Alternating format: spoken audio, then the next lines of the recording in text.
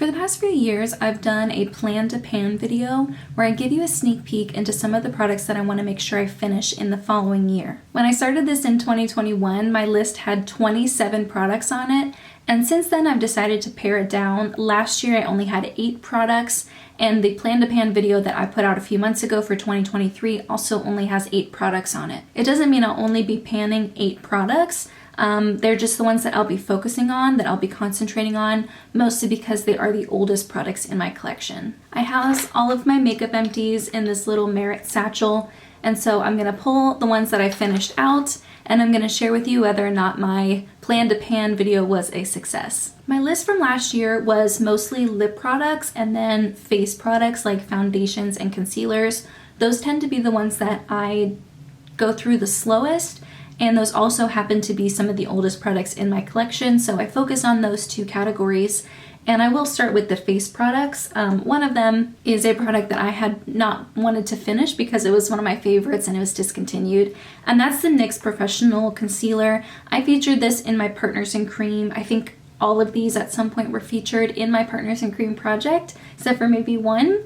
And I did finish it. It was bittersweet. I have since tried a bevy of color correctors since finishing this one. I found a few favorites and I've also found a few duds. But yeah, this one was a success. It's finished. It's bittersweet, but it's done. The next one was a foundation from IT Cosmetics. It's a CC cream in the shade Fair. This one was quite old. I think by the time I had finished it, the SPF had long expired, but the product was still good. For some reason, these just take me forever to go through, like even longer than foundations already take me. And so I do have another one. I don't know if I'm gonna try to pan that one next year. I really don't know. I do have a lot of foundations for me, for how long they take for me to go through. And I'm glad I focused on this one because it was one of my oldest ones, and this one is done. I cut into it and I got everything that I could out. And this is probably my second, if not third, bottle that I've gone through. This is a long time favorite. And the very last one is also a long time favorite. It's from Smashbox. It's the Studio Skin 15-Hour Wear Hydrating Foundation. I had the shade 2.15, which is much darker than my skin tone. I purchased this because I was doing wedding makeup for a few friends a few years ago, and they had more of a tan than I did, and I liked it as a mixer shade as well, and that's what I used it as personally in order to finish it. Sometimes I would use it as a liquid blush mixer, and that was really pretty too. And it's just nice for me to have a foundation shade or a complexion shade that is a little bit deeper, and that way I can use it to adjust the shades that I already have. I'm not really in the market to buy any more foundations currently. I did just purchase a foundation that I've been wanting for a long time from Kojendo.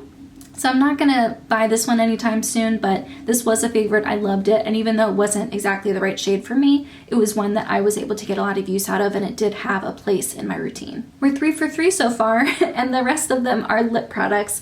And again, I think all of these were featured in my Partners in Cream. The first one was one that I used as a cream blush, and it's the ABH liquid lipstick in the shade Crush, and it was a beautiful shade. It was a great everyday pinky shade, kind of like a rosebud color.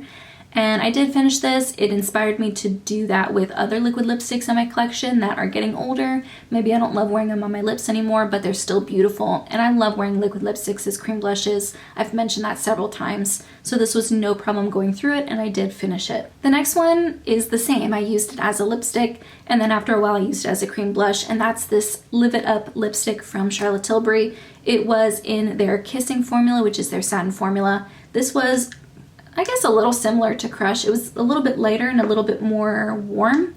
And this was a beautiful nude lipstick, and then after I couldn't apply it anymore, I dug it out and used it as a cream blush. And again, I loved it. These last a long time. It makes me hesitate to purchase more bullet lipsticks just because I know how long it takes to finish, but this one is done. The last 3 are lip glosses, and for a while there, I didn't like lip gloss at all.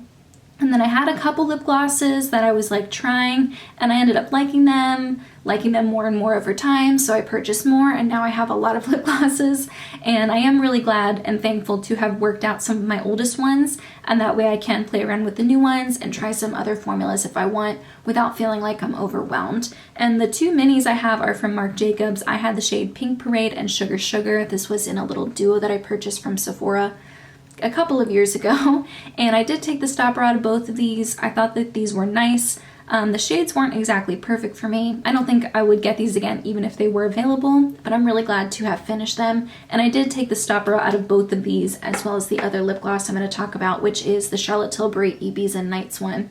And this one I don't think I would buy again in this shade because it had glitter in it, but they do have another one. I think it's called Portobello Girl. That one's a really light pink, and I probably would buy that to try it because I did like it. I love the lip baths from Charlotte Tilbury even more, but this was great. I like how thick that the lip glosses are from Charlotte Tilbury that I've tried so far. Not everybody likes that, but I do. Makes it feel really balmy and nourishing. And yeah, those were some of my oldest products that I worked through. I was able to finish all 8 of them, which is awesome. It's the first time I've ever been able to do that.